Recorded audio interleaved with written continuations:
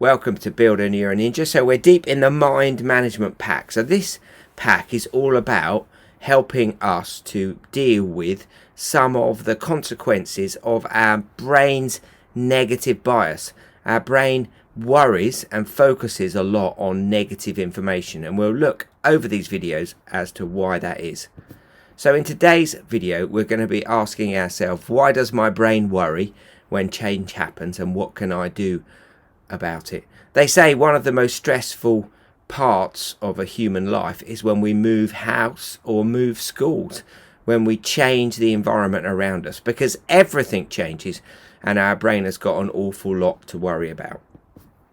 So our brain's first job is to get us through every day as well as possible. In order to do that, it tries to work out what's going to happen next. So it works out what's going to happen next, and it feels calm because it thinks, right, I know what I need to do. I've got lunch, I need to make a packed lunch. I've got maths, I need to make sure I've got my pencil, my calculator. I've got PE, so I need to make sure I've got my PE shorts. It really likes to have a bit of a plan. The problem comes when our brain experiences a change in the world and it doesn't know what's going to happen next.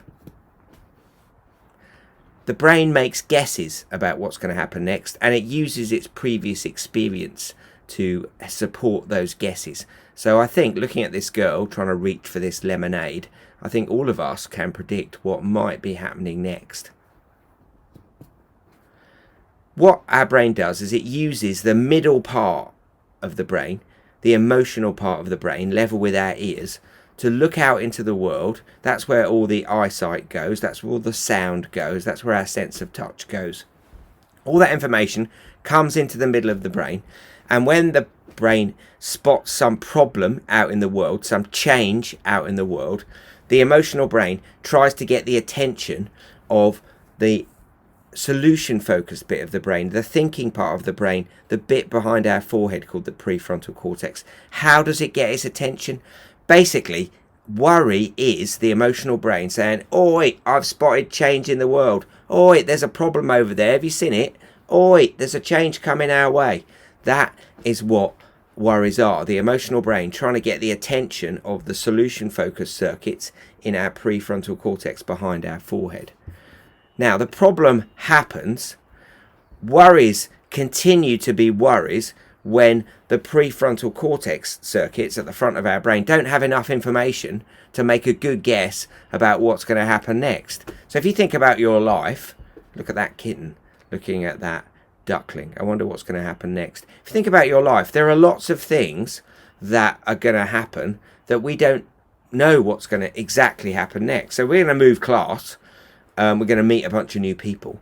And we kind of know that basic idea, but we don't know exactly what's going to happen. So there's lots of potential there for the emotional brain to go, oi, there's this problem coming up, there's this change, and there's not enough information for the brain top circuits to give an answer. Phew, that duckling and kitten seem to be getting on really well. Children's brains worry more than adults' brains do, because children's brains have had less experience of the world.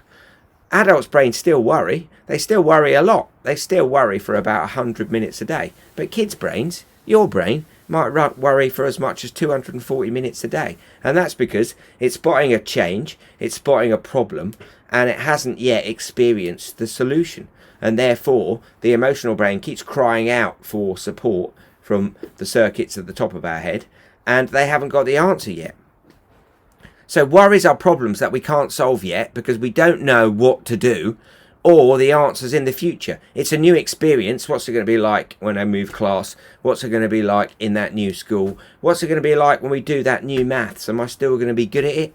We don't know the answer to those things or the answers in the future. So once we move class, we'll know what it's like. Once we've done the maths, we'll know whether we can do it or not. When our brains don't have enough information, they start guessing wildly. The emotional brain basically starts saying, well, I haven't got a solution yet. And it starts making guesses about, well, this might happen then. It might be terrible in my new class. Everyone might not like me. I might not be able to do that maths. And those guesses are wild and catastrophic. They're unlikely to happen. But basically, it's the emotional brain getting more and more desperate, trying to get an answer from the circuits at the front of their head. And those circuits haven't got an answer yet because we haven't experienced the answer. So our middle brain keeps trying to get the top of the brain to respond to the problem. But the top of the brain isn't responding because it hasn't got an answer yet. And that's when we get into these automatic negative thoughts, really exaggerated worries, all or nothing thinking, catastrophizing when we imagine all possible negative outcomes, blaming, jumping to conclusions. All of these things are when the emotional brain hasn't got an answer to the problem that it's spotted, because that answer's in the future or we haven't experienced that yet. So how can we help ourselves with our worries? Well, if a worry keeps cropping up, it means that we don't have the answer in our experience.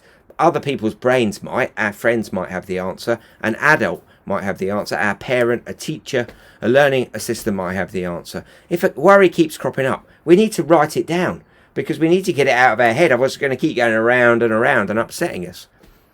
Worries are totally normal, but they can cause a lot of suffering.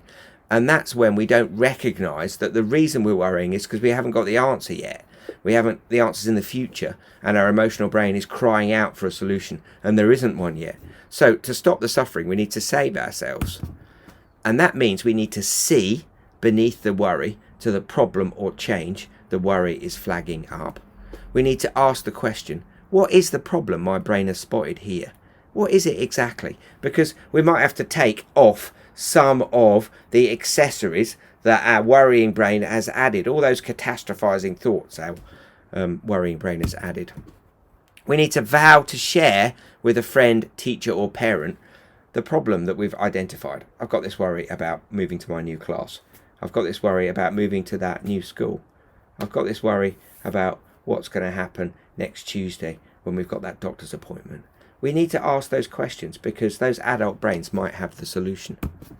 And finally, we need to engage with that adult, with that friend, in a search for solutions. Now, if the solution's in the future, so, we don't know what's going to happen at the doctor's next Tuesday, we're going to have to wait. So we're going to have to basically keep referring back to that worry and go, well, we know what the answer is.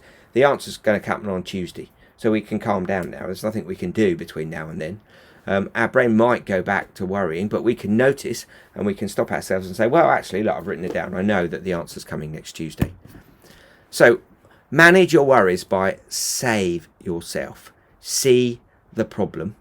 Ask yourself, what is the problem beneath the worry? Vow to share that worry and engage with the searches for solutions. So save yourself from worries by seeing them, asking about the problem they're flagging, vowing to share them and engage in a search for solutions. Thanks for listening. We'll see you next time.